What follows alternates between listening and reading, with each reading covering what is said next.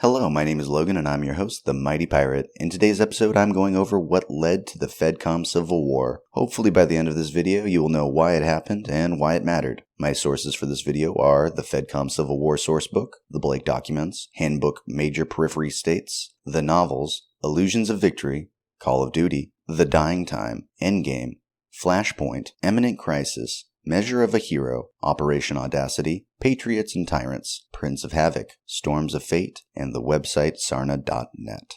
The early years of the 31st century were a different time than most of Battletech history, for a number of reasons, but one of the most important ones was the strong feelings of hate that each great house had towards each other. This hate was far more volatile and less likely to compromise. At the time, the only thing the five great houses could agree on was that they could no longer afford to fight. A ceasefire was agreed to by all of the great houses, and for the first time in centuries, the Inner Sphere knew a tenuous peace. In the dust of the ceasefire, in the year 3020, Archon Katrina Steiner of the Federated Commonwealths issued for peace talks to all of the great houses, and most of the great houses were offended by even the offer, all but Prince Hans Davian of the Federated Sons. This was not terribly surprising to those in the know. The two great houses seldom fought, due to them being on opposite regions of the Inner Sphere, and both of them considered the Draconis Combine their greatest enemy. Though the documents were signed to formalize this agreement in 3022, it wouldn't be till 3028 when these plans would become common knowledge, and with that, the announcement that Archon Katrina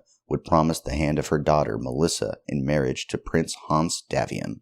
Meanwhile, seeing and fearing the combined might of what would become the Federated Commonwealth, the remaining great houses started negotiation to create their own alliance to combat this opposing threat. But centuries of fighting kept the agreement from ever being finalized, so much that it took years to even get them to agree what language the document would be written in. This inaction is likely one of the reasons that the Federated Commonwealth went so long without its power being checked, and would result in countless losses in personnel and supplies over the coming decades as a result. Meanwhile, the wedding went as planned, and the two houses would forever be intertwined thereafter. The momentous occasion was forever marked with the proclamation of love and war that the prince made to his wife on their wedding day, declaring to everyone in the Inner Sphere, "In honor of our marriage, I give you a vast prize. I give you the Capellan Confederation." This declaration quickly sparked the Fourth Succession War, and in 2 years accomplished more than any nation had done in centuries of fighting. The unprecedented success of the campaign kept both the Federated Sons and Lyrans mostly content with the state of affairs. However, it would take some time before most people would agree that the alliance was a good thing.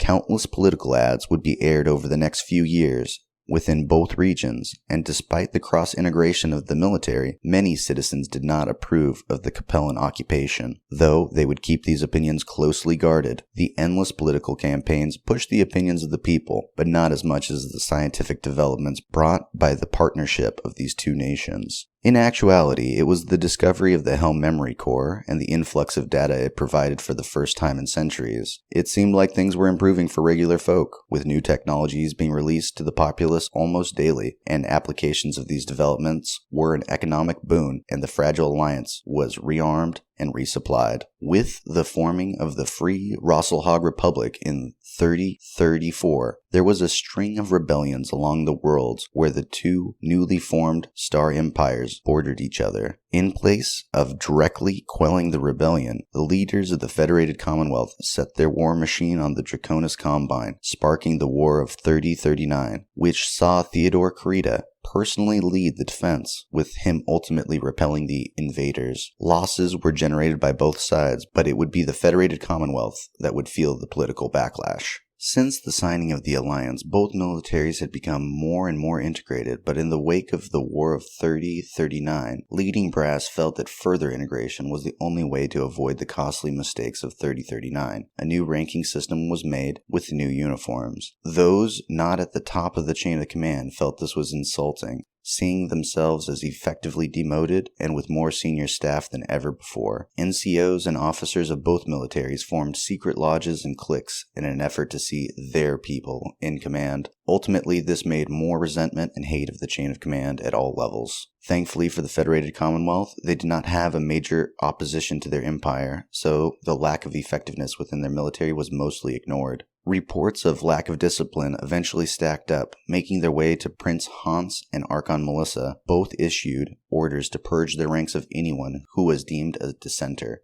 And to their credit, the policy was enacted fairly across FedCom space, but in its fairness, caused many to no longer serve in the military. Many families with generations of service folded their flags and retired, or in some cases were held to court-martial. The policy brought about the changes that it set out to. However, very few senior officers were trusted afterwards by their subordinates. With so many ended careers and so many executions, very few of these leaders could look their subordinates in the eyes afterwards. With all of this political turmoil, the Federated Commonwealth was woefully unprepared for the clan invasion. Not only did the clans attack a mostly undefended part of space, but the clans had better organization, technology, and supply lines. Only in the face of such an overwhelming enemy did the Commonwealth consolidate and left their grievances aside. For the first year of the clan invasion, all forces were directed to stop the clan advance, mostly to no gains. After this attempt, nearly an entire generation of men and women felt the pain of war once again. Both the former Lyran and Federated Sun citizens felt they were sacrificing their future for no reason but to sate the warmongering of their leaders. Tension continued to grow as the United Nation of the Federated Commonwealth converted its entire economy to a wartime effort. Almost all civilian shipping stopped. Luxury goods became near impossible to find without the use of illegal markets.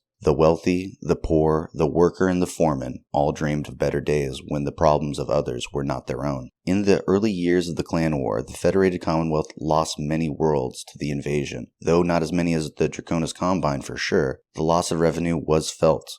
And perhaps the biggest loss in the early years was in morale, when Prince Hans Davian died of a heart attack on June 17, 3052. In the wake of her husband's death, Melissa Steiner stepped up into her husband's role as Queen Regent of the Commonwealth. So beloved by both nations, she almost single-handedly put the population at ease, and through expert planning, the groundwork was laid for new developments in all sectors of the Federated Commonwealth. This golden era was short-lived, though, as Melissa Steiner Davian was murdered on June 19, 3055 in an assassination. Victor, as the eldest child, stood poised to take over both nations from his parents after their death, but his next sibling, Katrina, schemed to take control. It was she who had her mother Melissa assassinated in 3055, 3 years after their father's death, making Victor Archon Prince of the Federated Commonwealth. She further manipulated events by playing up her Lyran nationalism, often leaving the Davian off of her surname, and took to referring to herself as Katrina after her maternal grandmother. Within weeks, accusations that Victor was involved in the assassination could be heard in every corner of the Inner Sphere. These rumors caused entire worlds to break from the alliances and claimed independence. The worlds in between, the Lyrans and the Federated Suns, were at an impasse.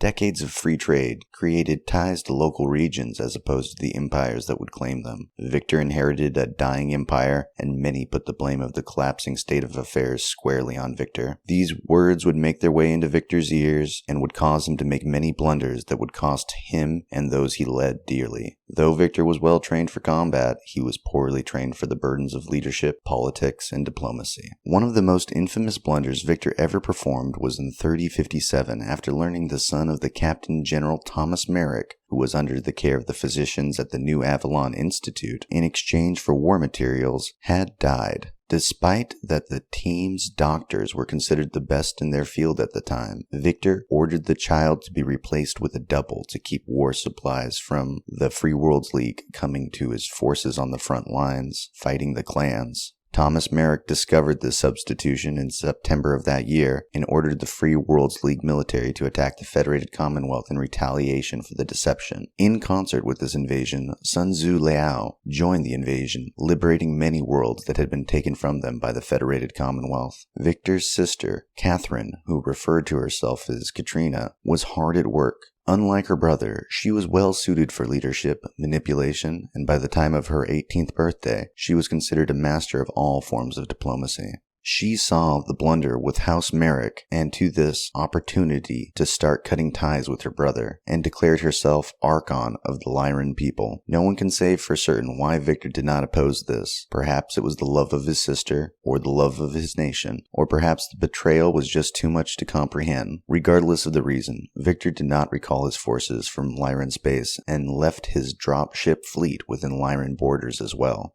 Needless to say, morale for the Federated Suns was at an all-time low. The loss of hard-fought planet, as well as the succession of the Lyrans, as well as the scattering of their military forces, were just some of the reasons people started fleeing the Federated Suns. Very few had faith in Victor and his ability to rekindle the success of his ancestors. Victor had put all of his efforts into fighting the clans, for better or worse. It would be this tireless effort that would yield the solution to his Star Empire's problems, the location of the clan homeworlds. Victor put together a coalition of military units from all over the Inner Sphere. Together, this task force, referred to itself as Task Force Serpent, made its way into deep space thousands of light years from Earth and took over 2 years to make the journey. There's so much to say about this operation, but can be summarized in that an entire clan was destroyed, and as a result, the threat of the clans would no longer be any immediate danger. But while Victor was playing the hero, Katrina was playing politician. Yavanna, Victor's younger sister, was regent of the Federated Suns, as Victor had requested. But after years without his return, and a political campaign against the young Yavanna, she found herself hated by her subjects. With rumors that Victor had died in action, Yavanna, no longer trusting her political advisors, turned to her elder sister for help, and with that, Katrina claimed the Federated Suns.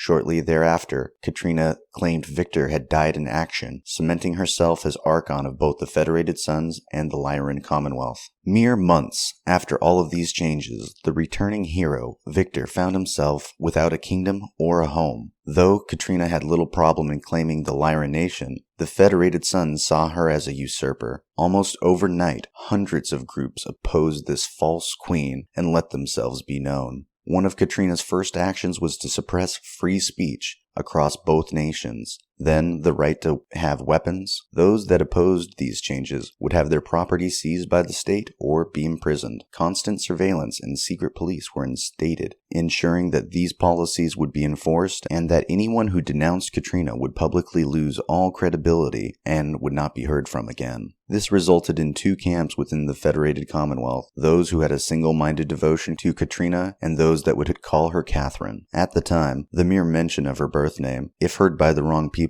was offense enough to cause the wrath of the secret police and imprisonment. So far did this PR campaign go that an average citizen would have no idea of the efforts required to keep information of uprisings from being heard. Every level of public media had to be approved of by the government before being distributed to the public. Stories would be dramatically edited so that no matter what the atrocity done to them, the citizens were always to blame. In concert with these efforts, an extensive PR campaign was broadcast to every home and place of gathering within the Federated Commonwealth, claiming that anyone who would oppose Katrina or her policies was an enemy of the state and to be reported. In the same broadcast, preaching of the benefits of her rule. So she sat virtually alone in the center of it all. On her throne in New Avalon, at her word, uprisings were suppressed. In a matter of years, she shaped the Federated Suns into the police state as she had with the Lyrans. No one would dare oppose her rule, and no one, no matter how loyal to her cause, felt safe. Surprisingly, Victor had somewhat of a swords to plowshare time in his life. Victor did not involve himself in the politics of his home, and instead joined Comstar. He rose to the rank of Primus, and though it was not directly his plan when joining Comstar, he voted against his sister and was the deciding vote for the First Lord of the Star League, which went to Theodore Creta. Theodore appointed Victor commander of the Star League Defense Force, which involved the task of keeping the Comguards prepared for war, as well as coordinating defenses against those that would dare oppose the Star League. Victor would watch from the sidelines as rebellion after rebellion was quelled by his sister. By the end of 3062,